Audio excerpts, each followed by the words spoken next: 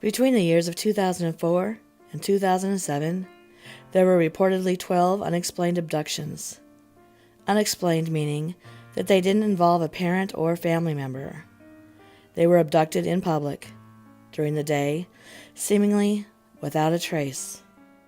They had been with friends and or family members at the time of their abduction.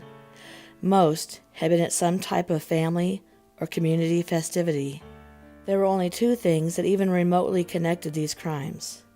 And because of the sensitive nature, the media was asked not to link them together, as the FBI did not want the person or people responsible for the crimes to know that they had made the connections.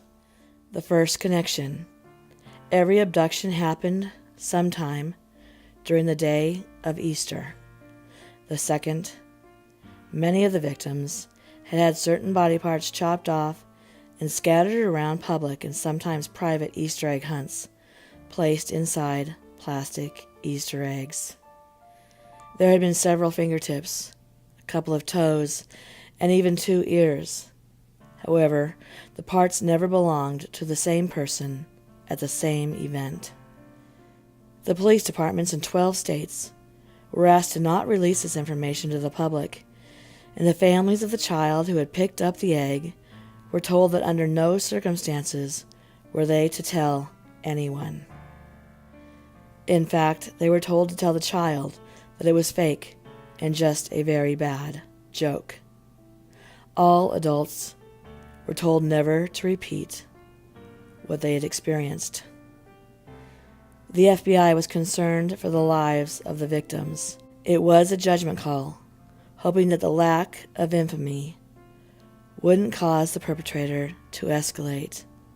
The BAU had identified this person or persons as a coward that would only be emboldened by the publicity.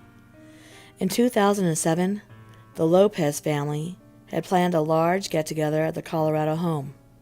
They had invited friends, neighbors, and family, and were expecting close to 100 people to attend. They spent Saturday, April 7th, preparing the food and decorating eggs. On that day, their 14-year-old cat, Chintzy, had passed away, dampening the spirits of the family. They set aside time out of their planning to bury Chintzy in their backyard under a rose bush that she had loved to sit under when she would try and catch one of the many birds that came to land on the bushes and trees. Sophia, 15, and Marcus, 8, were both heartbroken over the loss. Their parents, Valerie and John, did their best to redirect their attention towards preparing for the next day's events.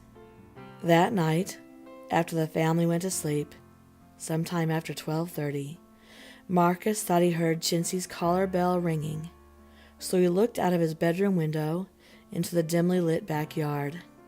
He thought that he spotted someone outside by the bush where Chintzy had been buried only hours earlier. As he pressed his face to the window, he thought that he could make out the shape of an Easter bunny. The figure was motioning Marcus to come outside, slowly curling his paws back towards his palm. Marcus was so excited that he ran into his parents' bedroom and told them. His father jumped out of bed, slid his feet into his shoes, and grabbed a flashlight.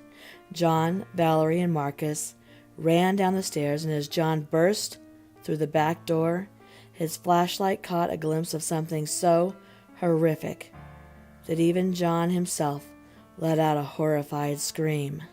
What he caught in the beam of his flashlight was a twisted, fleshy, inhuman-looking demon in the shape of an Easter bunny, holding the dead cat up to its mouth while tearing at its flesh.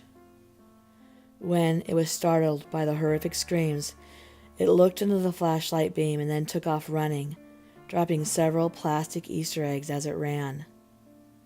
When the family called the police, the FBI came to inspect the eggs and found 2 fingers and a toe.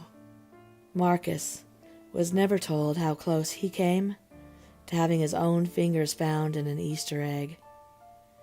After that incident, There were no more reported cases of body parts being discovered in eggs, and the bodies of the missing have never been found.